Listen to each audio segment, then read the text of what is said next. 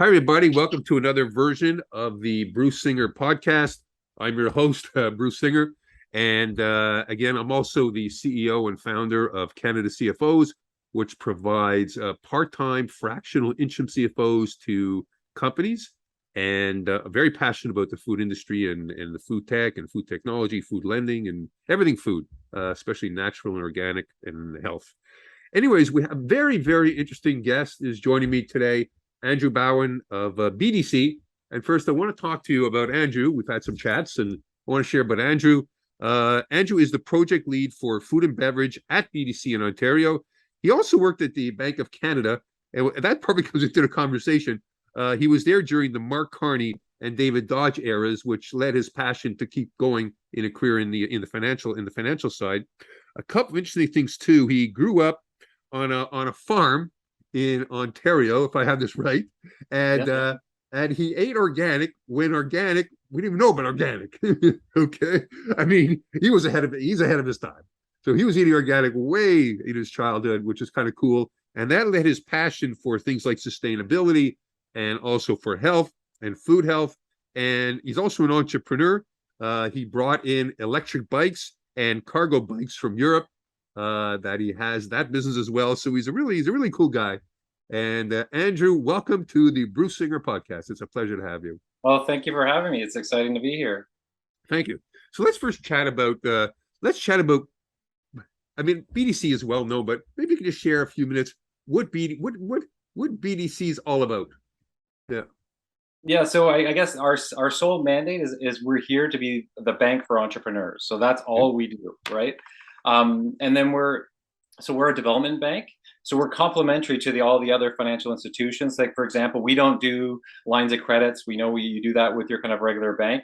But what we do is kind of help companies both in terms of financing and as well as advice. So in terms of our reach across Canada, so we reach about 72,000 entrepreneurs across Canada, and we're going to come into our conversation later about why that's so important, the trends that we see from that vast entrepreneur network. We'll talk about that. And then specifically, because I know this is kind of food and beverage, so we work with thousands of food and beverage companies across Canada, and then hundreds just in Ontario alone. And so that can vary from things like breweries to meat processors to natural and organic food. So really the full kind of spectrum of the food and beverage companies. And that's an area obviously that I'm very close to my heart, as it started with ripping those carrots out of the garden and hosing them off and eating them. So there's kind of a great transition from that. Okay. So you brought up the idea of trends. Can you share? I think BDC has done some studies, if I understand correctly. They've done some studies.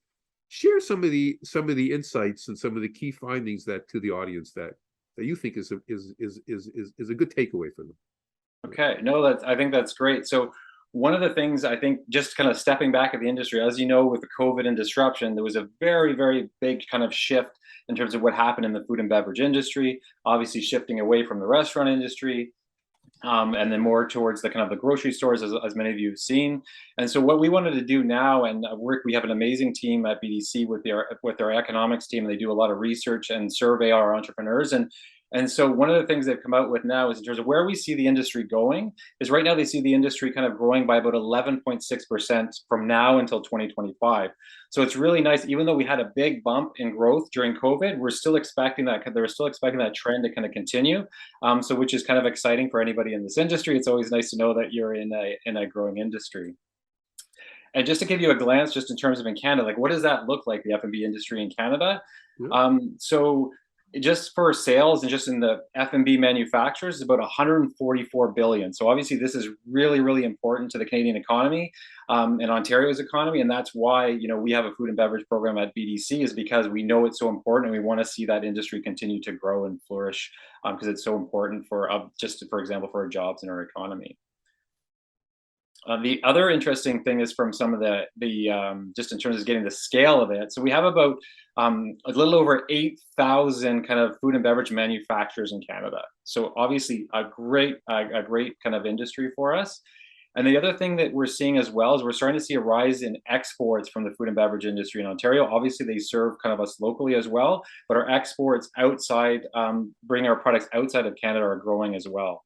So Canada can be a real kind of a real powerhouse in this area. But what I wanted to get to you about, that's kind of the overview. What I wanted to get to you about was, as all of you, as your audience, is about kind of what's happening now. What are we seeing as BDC as the key trend? So we survey thousands of entrepreneurs to kind of get this data to see what's kind of happening, at the entrepreneurial level. And as well, we obviously have boots on the ground, so we get that direct feedback as well from entrepreneurs. So I'd say the top two things that we're hearing right now in this industry and many others as well is, number one is the labor shortage. That's been quite hard at people kind of getting, filling the seats that they need, and then as well as rising costs. So those are the two major trends that we're seeing. And then other ones are kind of automation and new technologies, and then evolving customer preferences. So I'll start in just a little bit, just in terms of the input costs, because I know, Bruce, for you as a CFO, these are important things, because it really changes the dynamic of the business. And what was good cash flow before can change quite rapidly when your input prices have those big shocks, right? So just to give you, since 2019, so kind of like everything we're looking at, like, pre-pandemic, and then now hopefully we'll be like post-pandemic soon. But so the input costs in the F&B industry actually increased by 38.6%. Wow, so that's a huge increase, right? That's massive. But the other part that's interesting, when you look at the selling price, it's only increased by 18.3%. So what that's telling us is the margins in this industry are actually getting squeezed. So that's, it's a very important trend in terms of like, what are you going to need to kind of do to kind of address those challenges to keep your business kind of profitable through those pressures. And again, as you saw, like, unfortunately, the invasion of Ukraine, we saw the supply chain disruption. Even though the supply chain disruption is kind of moderating, it's still not back to pre-COVID levels for your container shipping and that. So hopefully that will kind of even out over time.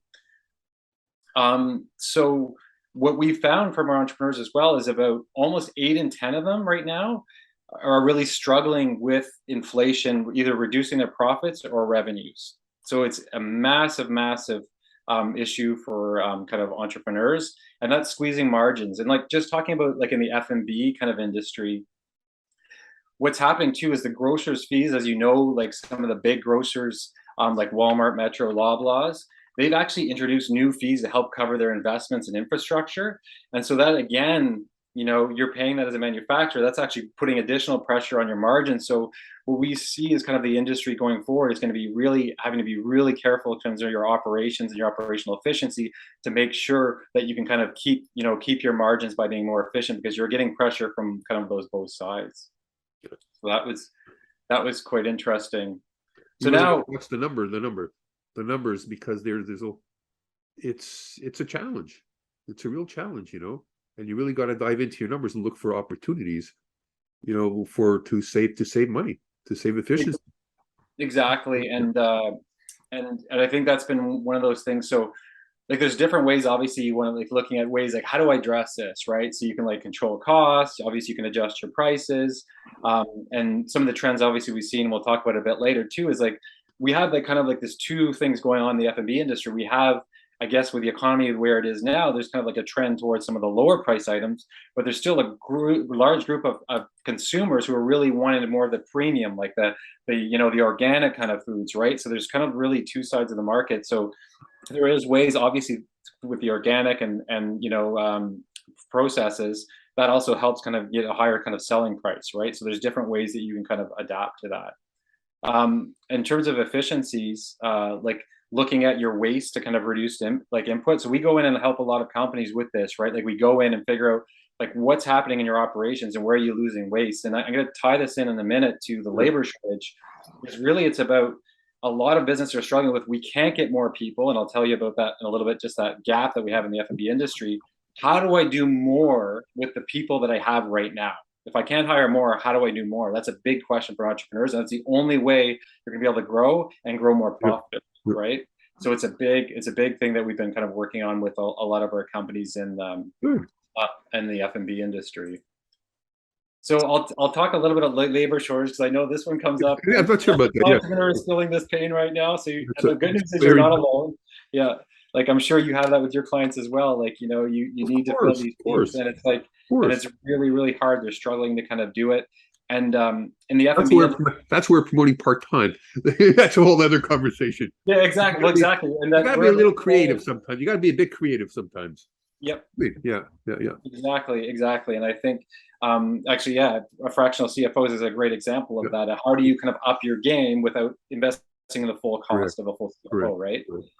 So one of the things, like there's no workers to be found. So I was like, where are all these workers coming from? But before COVID, so like put COVID aside, just because of the aging population, our labor force was going to be decreasing, and the demand for labor is still higher than that. So that gap is just widening. Yep.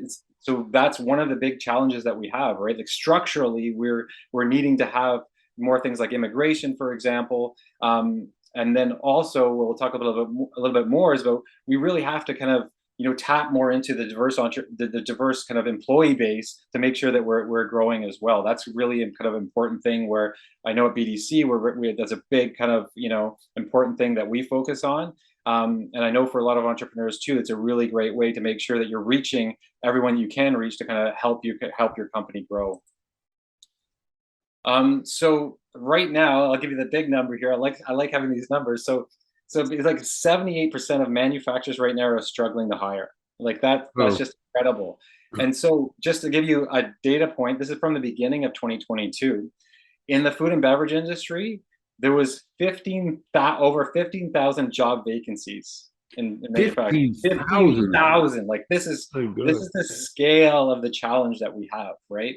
It's massive. And so some of the reasons they're saying, okay, why is it difficult to hire people in F&B, right? So 54%, talk about there's a lack of qualified applicants. 49% say that the reported wage expectations are too high. And an interesting fact too, which we can get in a little bit later, is that the food and beverage industry actually has lower wages than general manufacturing, right? So there's always been a kind of a gap there, and I think that pressure is increasing in terms of the wage expectations to kind of attract that talent. And then 48% also thought it was difficult because of lack of proper training or certifications. So again, like in this industry, this is kind of a top of mind. So I'll continue with our conversation here, and just in terms of what else is kind of going on. So as I talked about that tight labor market, so wages since the beginning of the pandemic in the F&B industry have increased about 14%. But the trend is we're kind of expecting that to kind of continue. So the average hourly wage kind of in the F&B industry, in manufacturing specifically, F&B manufacturing is about $24, whereas in goods producing in general is about $32 an hour. So you can see there is a significant gap there, right? And that's definitely contributing. But as you can imagine, with your clients, if you're moving from 24 to 32, that's going to have a huge impact on your bottom line. So you're needing to make sure that your efficiencies that you're gaining is going to be enough to kind of offset that, right? That your productivity per employee is going to be enough to kind of offset those kind of increase in wage costs. Is it right? I'm just curious. Is it right across the board, or does the study articulate, like, because Canada's small S&B business is the big driver of the economy, versus your craft producers, your General Mills, like the big guys. You know what I mean? The big guys, do they talk about that, or it's right across the board? Everybody's in the same. So this data is kind of like more looking across like the kind of F&B industry as a whole. So it's not within a specific subsector. As I'm like you, I love all the data to go in. Sometimes we don't have a large enough sample size to do that, so we don't want to talk about anything that we can't say statistically significant. But you're right. But the trends are there, and I think that's and then again, there's probably pockets that's true or not true. So I wanted to talk about a couple of things. So how are we seeing these companies kind of attract, right? Like what are they doing to kind of attract people? And I just want to kind of give you an example of a company of ways to attract people. This is non-monetary, because we always like to help entrepreneurs. There's things that you can do that don't necessarily cost you money, but you have to really think about it. So one of the key things is looking at what is your mission and values to work. So what is your why? And everybody, if you Google kind of a Simon Sinek, the why, great videos. He's got great for 5 minutes, but it's really about what gets you out of bed in the morning to get out to work, right? Like getting out to say, our company makes widgets. That's what you do. That's not why you do it, right? And so a great example of that is Patagonia. And I think this would kind of resonate with a lot of your audience, Bruce, is that their kind of mission is like, we're in the business to save our home planet. That is what they're there for. So everybody in that company, that's why they're there for. So they're there for more than what you'd say is like another manufacturer who's doing the same kind of outdoor gear equipment. It's vastly different people they're attracting, right? Because of their why. And so that's a really kind of important thing that you could go through, and that's usually through like a strategic planning process. And we've helped a lot of companies with that as well. It's really, really important to kind of get that kind of attraction. The other thing we talked about is just attracting a more diverse workforce. Like if you look even in the F&B industry, if you look at what our population is, like say for example for women, and then what's the proportion of those in the F&B industry? It's not equal. In other words, if we have women underrepresented, for example, in the food and beverage industry. And so and same thing with say disabilities, Indigenous. So there's lots of room for us to grow, but we have to be looking in different ways and attracting different segments. And that thing you have to think about as a business. How do we start reaching out to this community to help kind of build our business in terms of being more inclusive? The other part is, which is interesting, which kind of ties in a little bit to the first one, which you can see how all these things kind of tie together, is investing in automation as well, right? Because first you think, is it replacing people? Not necessarily. What it's doing is allowing people with automation to do more higher value added tasks, right? And more employees, and we'll talk about that data in a little bit, is that they're more attracted to employees that are more advanced in technology, right? They want to work for companies that are more advanced, not doing a lot of the repetitive kind of boring work. They're doing higher value added work. And it makes for a better working environment. So it actually is a twofold. One, it can increase your efficiency, and number two, it can help you, attract talent to your organization that you're moving forward. Yeah, that's really good. That's wonderful. Anything else you want to share on that one? I think maybe the other parts. I think we talked about that. The other part is like the older workers. I just wanted to get into that. So like, the 55 plus too, it's another kind of cohort, even for part-time and stuff like that, or it can be full-time as well. That's another opportunity for kind of, helping kind of diversify your kind of workforce, and also strengthening that filling those seats that you need to fill in your business. So we have to start being more creative. When you have a labor shortage, you can't be doing what you're doing before. And we're seeing the entrepreneurs are successful. But I think the big one I want to reiterate is that why. If you have that good why, it's going to really help kind of attract. And again, something that you can do as an entrepreneur. It's beyond the old thinking used to be the why. And I came from and they're thinking, it's about sales. You put your thing, we got to hit 10 million, that's our why. We're here to hit. Unfortunately, that doesn't kick in the inspiration. Exactly. It's putting the passion back into it. Exactly. So it's good to have business objectives and performance indicators, which is kind of what we do, like through a lot of our help our clients out with like operational efficiency. How do they do that? But you still need to layer that on with your why, and that getting those people, people out of bed, and people wanting to work for you because they believe in what you believe, right? It's the emotional attachment, whatever you want to call it. There has to be some passion attached. And I want to ask you a question. I got to ask you too. Thank you for that. Thank you for those trends. That's wonderful. That's awesome. And I want to go back to how BDC helps entrepreneurs. And have you had any good stories you'd like to share? Some success, without giving away the confidentiality of anybody, because that we don't want to do today. But is there something you'd like to share that how BDC can help and the space? Let's look at the SMB space.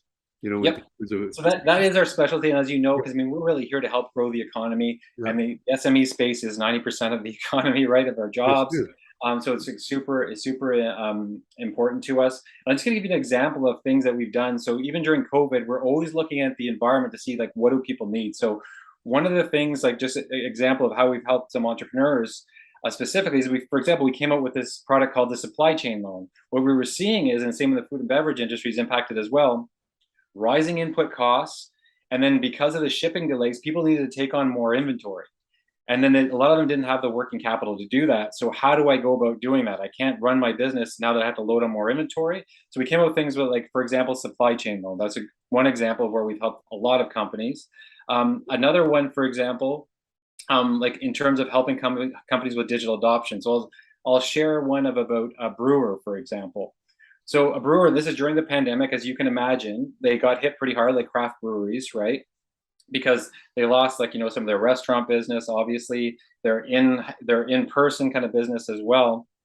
And what they were looking for is more from a system standpoint to say, they had, for example, a point of sale, right? And they had one for kind of online, so they grew their kind of business online, and then they had one for in store. But they were having trouble, for example, one system communicating to the other. So in other words, someone could come in and they'd sit and they'd be on a wine tour or a beer tour, sorry, for example, and they'd want to buy some product, and they couldn't do it right there. They had to actually send them somewhere else to go make that transaction, right? Because their systems didn't talk to each other, and that wasn't the experience they wanted for their clients, right? So we help them out, kind of figuring out what are your systems doing, how are they talking together, what are the requirements to kind of move to the next system, and even we help companies as well with system selection, like what's the right system to do. And this is actually feeds right into the other part that we've kind of looked at a lot of recently is automation, right? And automation has been really kind of important now because we've got this labor shortage, so people are short of work. We need to automate as much as we can so we can help kind of grow our companies without growing kind of the number of employees, just because we can't get them in many cases. And so what we've seen is when we've helped companies do this, and a lot of times some of the things that kind of put them back are kind of like it was the cost of automation. They don't have enough resources to do it. But we've helped companies kind of do that, for example, and then we'll see things like the companies that do invest in this, like they're going to get like 77% increases in productivity, right? All of a sudden, like that's a big jump. And then the other thing is that 68% reported that the workers are used more for value-added tasks. In other words, they're doing higher value-added activities. We're taking away some of that. So.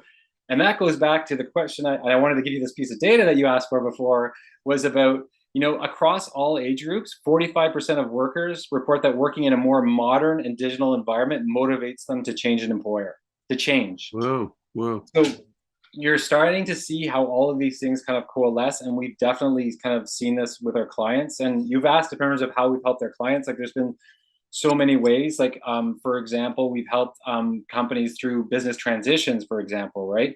Where, they're looking to purchase another, this was another kind of recent transaction where one business was kind of hit by COVID, but they had another business that had strategic kind of assets within that same kind of food and beverage industry, but it was able to kind of expand their cross sell to their customer base. So by combining those two companies together, they actually, obviously can give more products to more clients. And so they grew that value of that business. And we do the kind of the full gamut of kind of like from helping clients from like operational efficiency, strategic planning, that kind of thing, all the way through to helping them kind of like acquire another business. And then other ones, obviously, you see, Bruce, I'm sure you see it very often. I need to invest in new equipment. How do I do that? And one of the things I think is really important, I think, just in terms of how we relate to our clients, BDC, what makes us different than other kind of lenders is we're in for the long haul. We're being more flexible, right? We're here in good times and bad. We don't pull back when things get bad. As you saw during COVID, we actually do more. We did the supply chain loan because we want Canadian entrepreneurs to succeed. And that's what we're here for, right? And so I think that's the part of me, that's the powerful why. We talked about whys before, is of why I'm at BDC, is one of the reasons that I'm here. It's for helping entrepreneurs, and being an entrepreneur before, and I've helped kind of entrepreneurs itself like develop their growth plans. It's definitely kind of a rewarding place to be, and a place where BDC, I think, has huge impact. This is wonderful. This has been very, very insightful. Very insightful. Thank you so much. So let's say if somebody wants to, what's the best way if somebody wants to connect with BDC? They have a need, the need, usually it's obviously for financing. Usually that's the typical need. What's the best way? Are we going to put something on the video? Is that the best thing to do? Yeah, we can. I mean, obviously, like if it's like Bruce, if it's some of your clients or some of your members listening, you can feel free to reach out to me and I can connect them to someone. We are all across Ontario, so we have branches. And we can point you. We do have some kind of F&B kind of specialists. So if you're in this kind of industry, then it's kind of good that I can connect you with someone who's kind of very familiar. But we have really great exposure. But we have business centers in all the major kind of cities, across Ontario. And so it's easy to kind of go on bdc.ca, look up. You can find your nearest branch, and then you can reach out that way. And obviously online, we do also do like direct online financing, where if it's for smaller amounts as well. that you can do that way. People can reach out to me too, and I can refer them personally. Yeah. Like Yeah. I know you now. I'm starting to know all your team. Yeah, exactly. all your team members, which is great. As we're kind of out and about, yeah. Because we work. We're there's a lot of synergies between what my firm does, what your firm does, and hopefully we collaborate. The idea is to collaborate. This has been very, very insightful, and I thank you so much for doing this and being my guest today on the podcast. You're most welcome. It's been a pleasure. It's been a pleasure. Thank you, everybody. We'll see you next time. Have a wonderful day.